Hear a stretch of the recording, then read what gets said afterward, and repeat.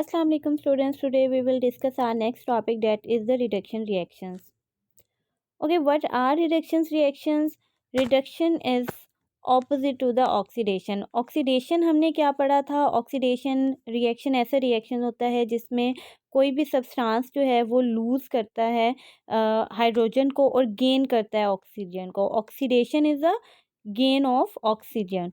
तो यहाँ पे फिर उसका ऑपोजिट रिएक्शन क्या होगा कि ऐसा रिएक्शन जिसमें कोई भी सब्सटेंस जो है वो लूज़ करेगा ऑक्सीजन को और गेन करेगा हाइड्रोजन को. तो यहाँ पे डेफिनेशन पे हम क्या करते हैं? A chemical reaction in which a substance loses oxygen and gains hydrogen. Example हम यहाँ पे क्या डिस्कस कर रहे हैं? एग्जांपल हम डिस्कस कर रहे हैं आयरन ऑक्साइड की, कि आयरन ऑक्साइड जो है यहाँ पे अगर आप देखें तो जब वो रिएक्शन करता है कार्बन मोनोऑक्साइड के साथ, तो उसके रिएक्शन से क्या होगा?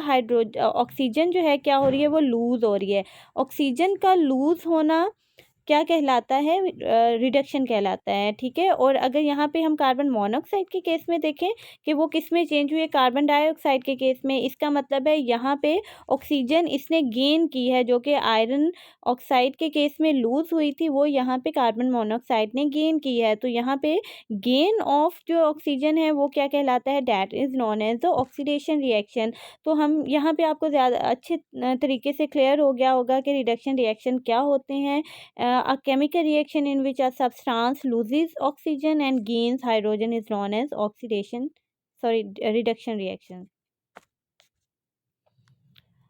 ओके, इम्पोर्टेंस क्या है रिडक्शन रिएक्शन की? ये रिडक्शन रिएक्शंस को हम क्यों यहाँ पे डिस्कस कर रहे हैं?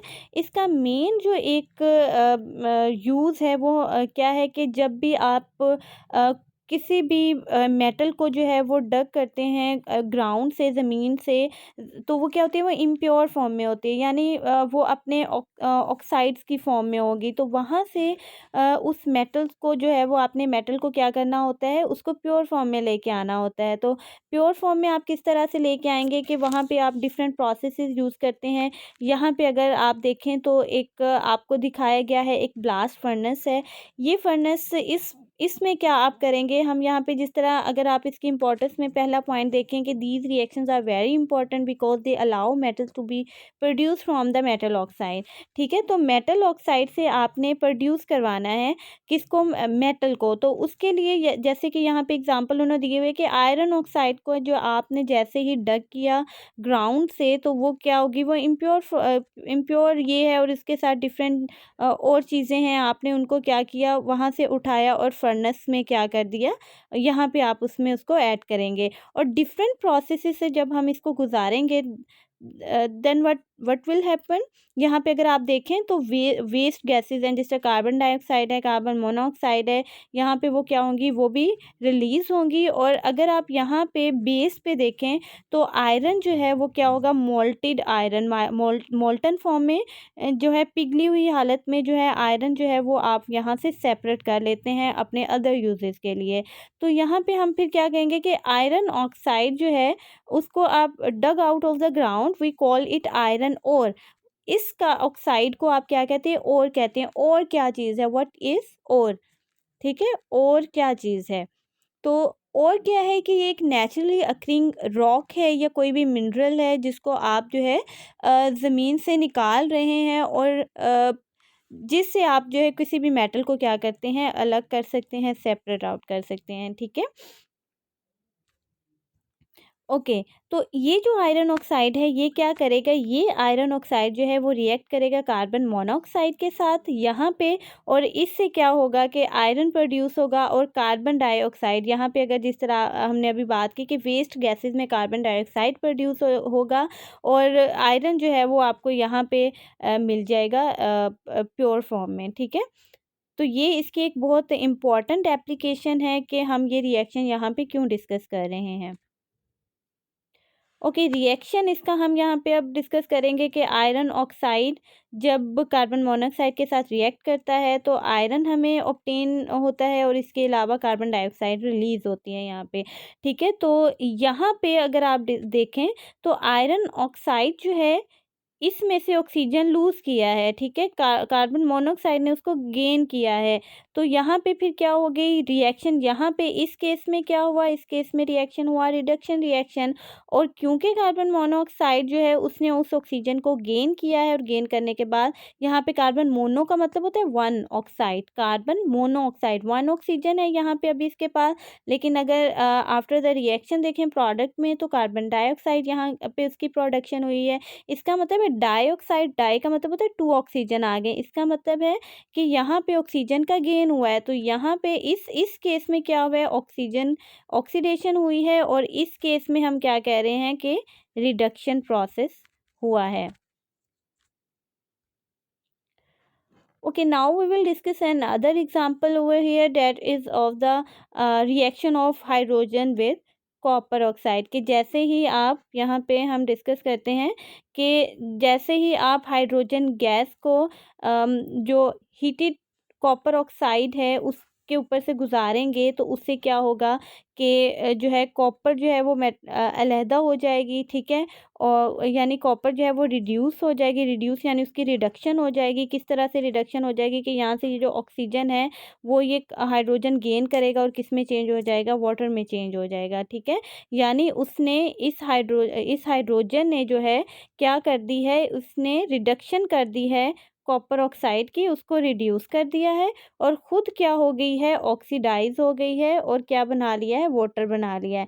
तो मैं यहाँ पे क्या लिख रही हूँ कि हाइड्रोजन गैस जो हुई है वो खुद क्या हुई है, वो ऑक्सीडाइज हुई है। और यहाँ पे अगर हम कॉपर की बात करते हैं तो कॉपर क्या हो गया है, कॉपर ऑक्साइड जो है यहाँ पे हमने क्या कहा कि वो रिड्यूस हो गया है, रिड्यूस होके किस में चेंज हो गया है, कॉपर सॉलिड में चेंज हो गया है, ठीक है। तो ये एक रिएक्शन है जिसमें आप देख रहे हैं कि रिडक्शन भी हो रही है और साथ ही क्या हो रही है, ऑक्सीडेशन भी साथ ही इसी प्रोसेस में आपको दिखाई दे रहा है। ओके, वो रिएक्शन जिसमें ऑक्सीडेशन एंड रिडक्शन दोनों रिएक्शन साइड बाय साइड चल रहे होते हैं साइमल्टेनियसली, तो उसको हम क्या बोलते हैं, रिडॉक्स रिएक्शन कहते हैं।